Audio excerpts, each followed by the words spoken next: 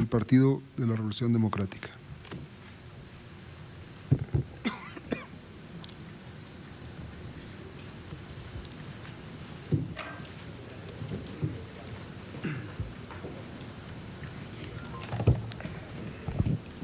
Muchas gracias, diputado presidente. Bienvenido nuevamente el señor subsecretario, doctor Fernando Portela. Bienvenido a la Cámara de Diputados. Era de esperarse que el gobierno señalara que todo el problema económico es por factores externos, que la culpa es de los chinos, porque no crecen como antes, de la oferta mundial del petróleo o de la Banca Central de Estados Unidos por subir sus tasas de interés.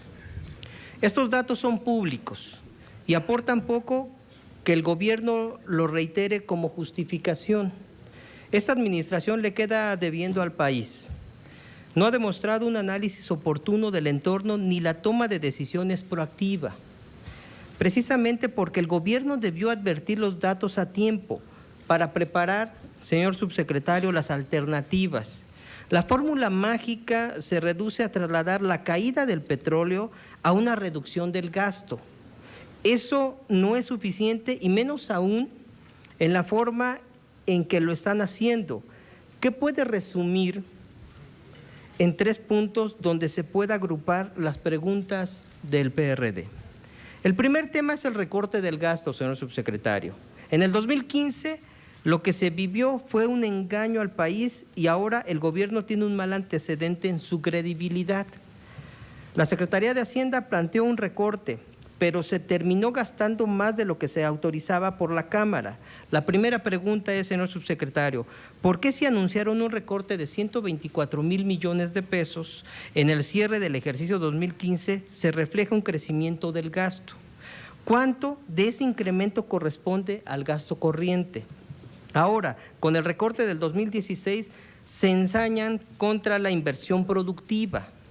Del total de los 132 millones que recortarán, casi el 80% es un recorte al gasto de inversión por un monto de 105,000 millones de pesos, mientras que el gasto corriente se reduce 27,000 millones, que es menos del 20%. Aquí haríamos el énfasis de, señor subsecretario, sería importante que se pudiera explicar de manera mucho más precisa, más clara, por qué se recorta al gasto de inversión que a lo que tiene que ver principalmente con el gasto superfluo. Son pocos los minutos que tenemos. El recorte de la inversión afecta a Pemex, donde el recorte es de 92,000 millones de pesos en inversión, más de 10 millones a la Secretaría de Comunicaciones y Transportes y una reducción a más de 2,000 millones a medio ambiente.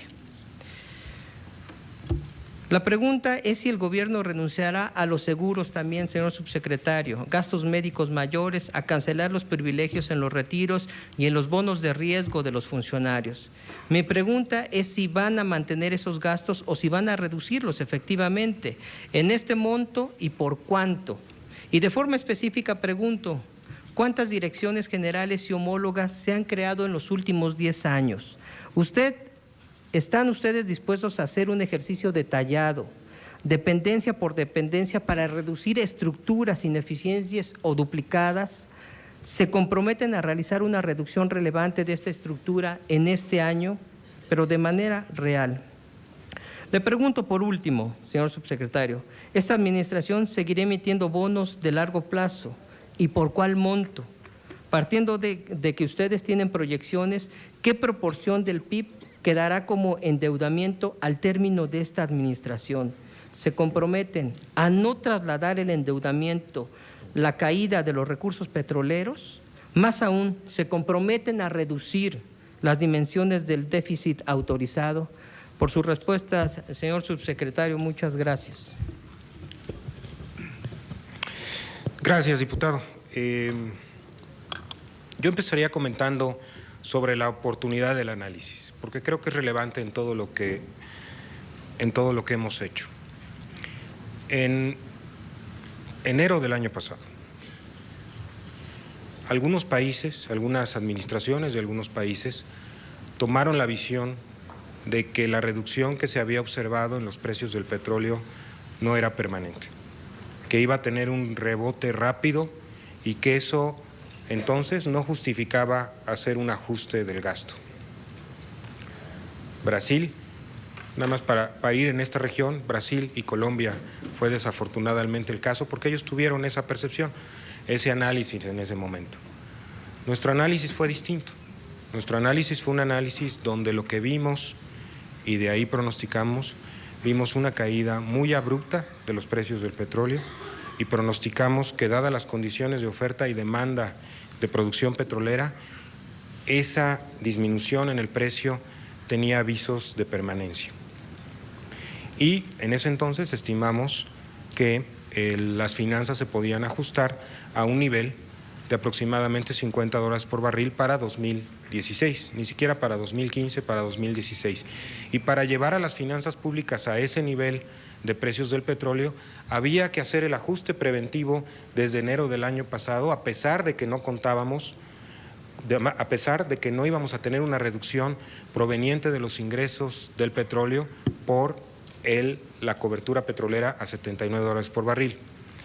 Y precisamente hoy lo que estamos haciendo, diputado, es eso, es ajustándonos a un nuevo nivel, desafortunadamente más bajo de los precios del petróleo, que se encuentran alrededor de los $25 por barril, 25, $29 por barril, y eso es lo que lleva a hacer este ajuste preventivo del gasto público.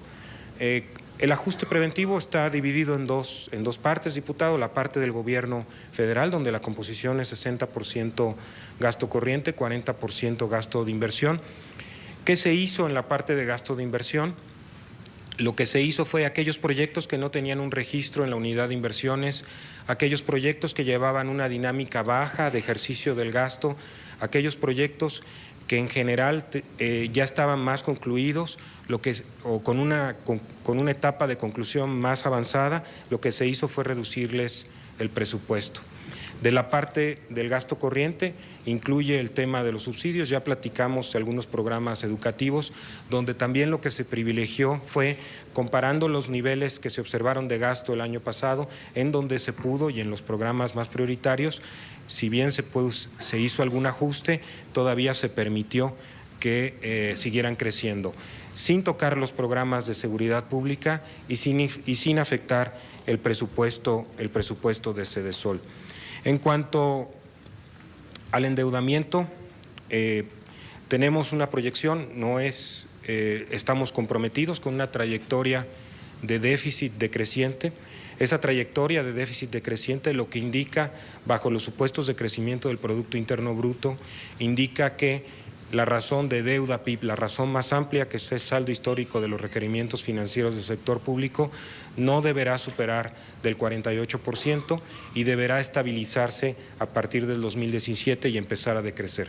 De eso se trata esta consolidación fiscal, y el ajuste que se hizo de gasto público de manera preventiva es precisamente para fortalecer esta trayectoria decreciente en finanzas públicas. Y solo para terminar, el año pasado, cuando se presentó el paquete de presupuesto para este año, se compactaron programas, se compactaron unidades, es decir, ya se hizo un ejercicio con metodología base cero, donde se hizo una compactación de programas, pero sin duda es un proceso permanente de donde haya redundancia en el gobierno federal.